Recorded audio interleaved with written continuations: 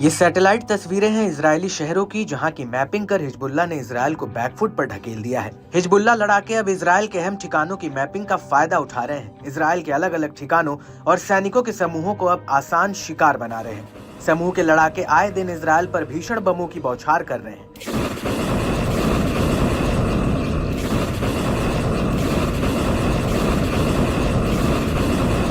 Hezbollah के सटीक हमलों के चलते इजरायली शहरों में काफी जान माल का नुकसान हो रहा है। इजरायली सेना ने अपने सैन्य साजो सामान ही नहीं बल्कि अपने कई सैनिकों से भी हाथ धो लिया है। बावजूद इसके इजरायली सेना लेबनान से अपने कदम पीछे नहीं खींच रही है।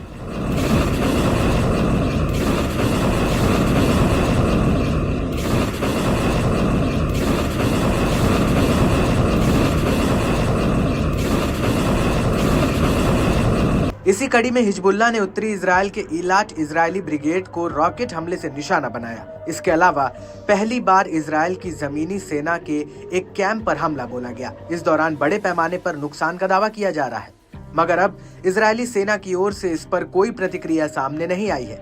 दावा तो ये भी है कि लड़ाकों ने रॉकेट बैराज से उत्तर में गोलानी ब्रिगेड कमांड के प्रशासनिक मुख्यालय श्रगा बेस को निशाना बनाया।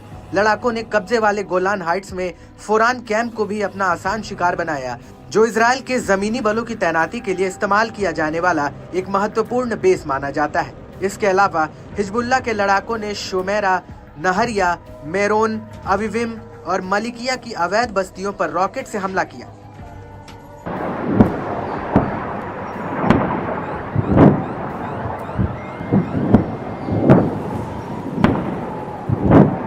समूह ने गोलान में इसी तरह के रॉकेट बैराज से उत्तरी राविया बेस पर हमला किया, जो इजरायली सेना की 188वीं ब्रिगेड की 71वीं बख्तरबंद बटालियन का कमांड मुख्यालय है। बताया जाता है कि इसमें टैंकों के लिए गोला बारूद का डिपो है, जहां बड़े पैमाने पर नुकसान का दावा किया गया है। वहीं हिजबुल्लाह ने दक्षिणी लेबनान के अल बयादा शहर में भी इजरायली बलों के साथ गोरिल्ला वॉर लड़ा।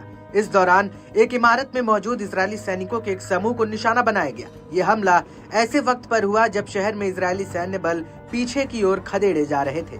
बता दें कि बीते दिनों इजरायली बलों को हिजबुल्लाह के साथ टकराव के दौरान भारी नुकसान उठाना पड़ा था।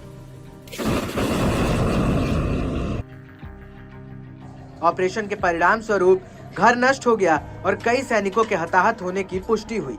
हिजबुल्लाह ने डेयर, मिमान, कफर, किला, त्रिकोण और खियाम शहर के दक्षिण में इजरायली बलों की सभाओं पर रॉकेट से हमला किया। समूह ने दावा किया कि शमा शहर के पश्चिम में एक मरकवा टैंक को एक गाइडेड मिसाइल से नष्ट किया गया। इसमें उसने सवार कई इजरायली जवान मारे गए और घायल हुए। लेबनान के अलमनार टीवी के मुताबिक इजरायल के ताल अल लूबिया शहर के पास से अपने सैन्य वाहनों को वापस बुला लिया है और अपनी उपस्थिति को कम करके पूर्वी बाहरी इलाकों तक सीमित कर दिया है।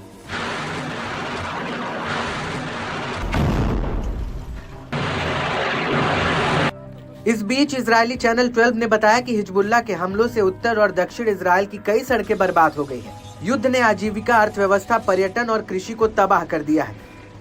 वहीं न्यूयॉर्क टाइम्स ने दावा किया कि इजरायल हिजबुल्लाह के कम दूरी के रॉकेटों को काबू नहीं कर पा रहा है। इजरायल का एयर डिफेंस सिस्टम हिजबुल्लाह के हमलों का सामना करने में फेल हो रहा है। लड़ाके उत्तरी इजरायल को लगातार अपना निशाना बना रहे हैं। इसके चलते उत्तरी इजरायली बस्तियों के लोग सुरक्षित अपनी बस्तियों से नहीं लौट। Yeah.